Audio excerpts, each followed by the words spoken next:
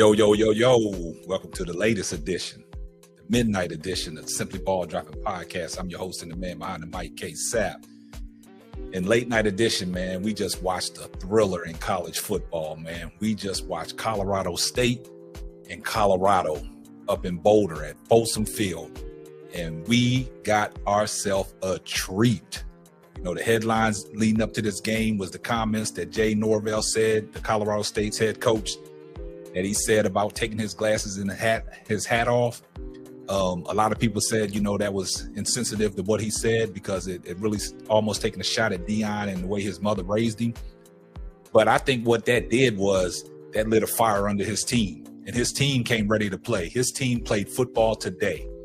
They played football today, and we had a treat, man. And before we get off into it, man, you know, like I always say, man, please like, comment, subscribe.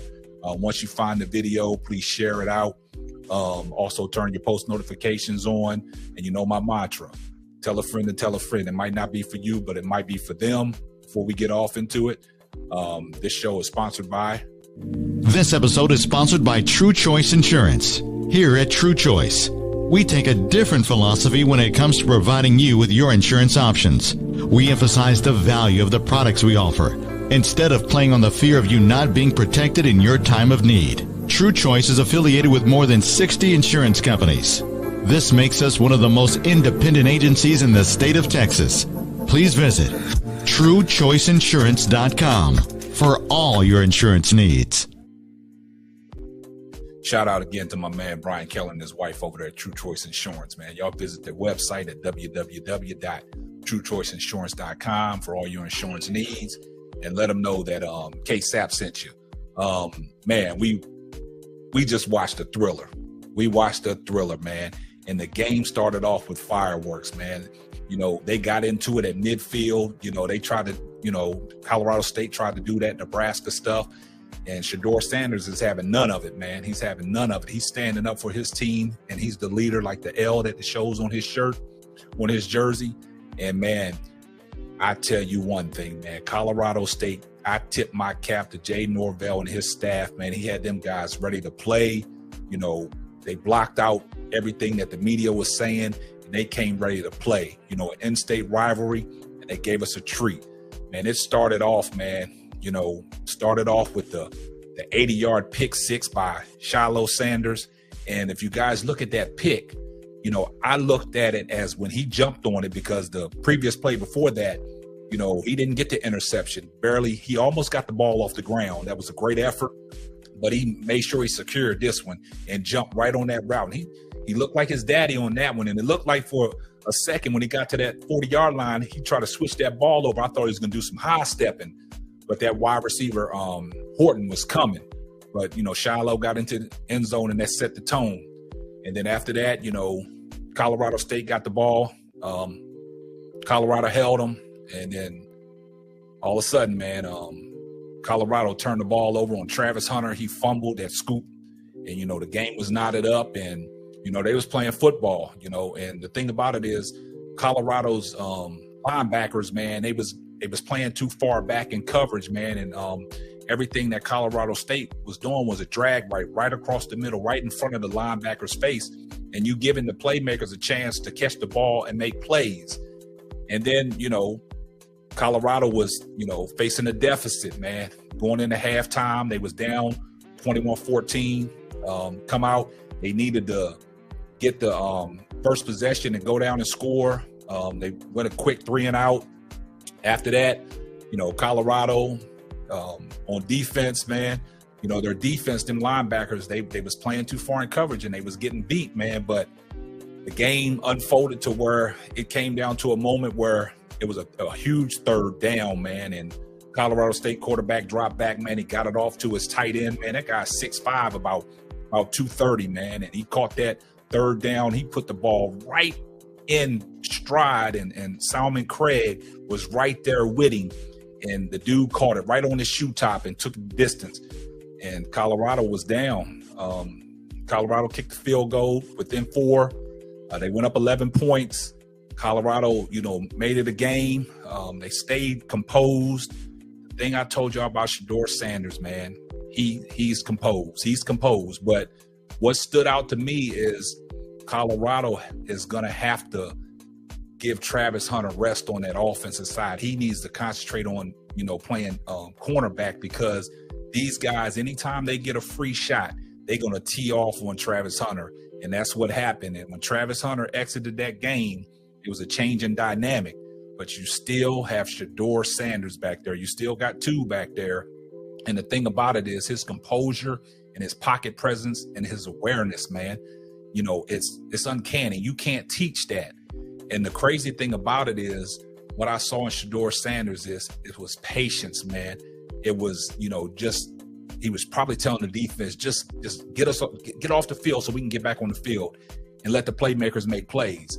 And Shedeur Sanders, he started out with a pedestrian first half, but the second half, he started getting his groove, the tempo. He was exploiting the zone. He was getting guys in the zone, and they were setting down, and the tight end was doing work in the second half when Travis Hunter wasn't available. But, that goes to show, man, that, Colorado's DBs and linebackers, man, they need work. And like Deion said, man, we're about 7 or 8 players away, man. But their resiliency, man, the way they was composed, man, and that's a direct reflection on Deion and Deion's head coaching style and the whole coaching staff. But the thing about it is Travis Hunter, man, I hope he's all right. Prayers up to Travis Hunter, man, because he took a big hit. That's just like in overtime. Shedeur Sanders, took a big hit and got up and shook it off. But let's go back to what I think was Shedeur's Heisman moment, man. You're down 8. You got the ball on your 2-yard line. You got to go 98 yards in 2 minutes and 6 seconds with 2 timeouts. And what I saw, what Shedeur Sanders did was remarkable, unbelievable. Patience, calm under fire. He started off the drive using his legs, and Shedeur really don't use his legs. He got a gunslinger arm. His precision with the pass is excellent. Colorado State's defense was playing lights out, man. They put the pressure on Shedeur. He was sacked 4 times. The thing about it is, when you can stand under the pressure and be calm under the fire, and you take them sacks and it don't phase you, and you get up to the next play, that's remarkable. You can't teach that. And that goes to show that he's been around football a long time, and he has the resources from that quarterback position to do the things that he does. But he has to go out there and execute. And the thing what I like on that 98-yard drive, he started using his legs. He was getting up, getting back to the line of scrimmage, giving the ball to the ref, and getting guys set and going to the next play. A couple false starts because guys wasn't in rhythm because they wasn't set. But Shedeur said, man, put this one on me. We're going to get down this field. And he scrambled out, and he hit Jimmy Horn Jr. He caught the ball, did a little high step, side step, and got in the end zone. But you still had to convert the 2-point conversion. And what Shedeur Sanders did, stood in that pocket, hit that tight end across there, is remarkable. Then you get into overtime. He's at the coin toss, and, they get the ball. He marches them right on down with a couple penalties. And that one penalty I referred to earlier is when the number 9 for Colorado State, he targeted him, hit him right crown to crown, and then he drove him in, so he got ejected. And that was probably a good thing for Colorado because he was putting the pressure on Shedeur all night long, but he was coming up gimpy every time. Stop a play, bad right leg, bad left leg. But he stayed in there, but then he got ejected. But kudos to Colorado State. They came to play. They did well. But through adversity, trials and tribulations, man, Colorado pulled it off, man. And it was remarkable. And now we got the showdown going into next week when they go into Oregon, on ABC. And that game is going to be watched. It's going to be one of them highly ranked national televised games that people's going to watch it. This game kept people up on the East Coast 2:00 in the morning watching this game because the whole sports world is rallying around Deion for all the criticisms that he gets. But Shedeur Sanders, man, that was the Heisman moment. He ended up, throwing for 348 yards, had 4 TDs. He threw 1 interception that went off the hands of Jimmy Horn Jr., and he had 4 sacks. But other than that, man, Shiloh was out there ball hawking.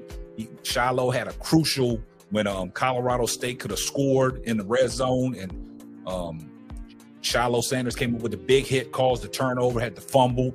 Salmon Craig had the interception. Xavier Weaver had 9 catches, 98 yards and a touchdown. Also, it's crazy, man. Jimmy Horn Jr., 7 catches, 66 yards and a touchdown. Also, the other guy had 7 catches, 76 yards and 2 touchdowns, the big tight end. So, man, it was remarkable and impressive by the Colorado Buffaloes, man, to hang in there through adversity, man, with a lot of pressure on them, man, a lot of expectations now. And they got a target on their back. Like I said, anytime guys get a free shot, they're going to tee off on them. And you saw what happened to Travis Hunter. Unfortunately, man, he had to go to the hospital. Hope everything's all right. Shedeur Sanders took a big hit, but he bounced right back up. And, that they showed composure, man. And they ended up winning that game in double overtime, 43-35, man. So kudos to Deion Sanders and the Colorado Buffaloes and his coaching staff and the kids. I wonder what the haters going to say now, man. So y'all leave a comment below and let me know what y'all think on this game, man. But that's going to wrap up another episode of the Simply Ball Dropping Podcast. I'm your host and the man behind the mic, K-Sap. Catch you on the next one. Deuces. Thanks for listening to the Simply Ball Dropping Podcast. Be sure to subscribe, like, and share on all major platforms. Another one.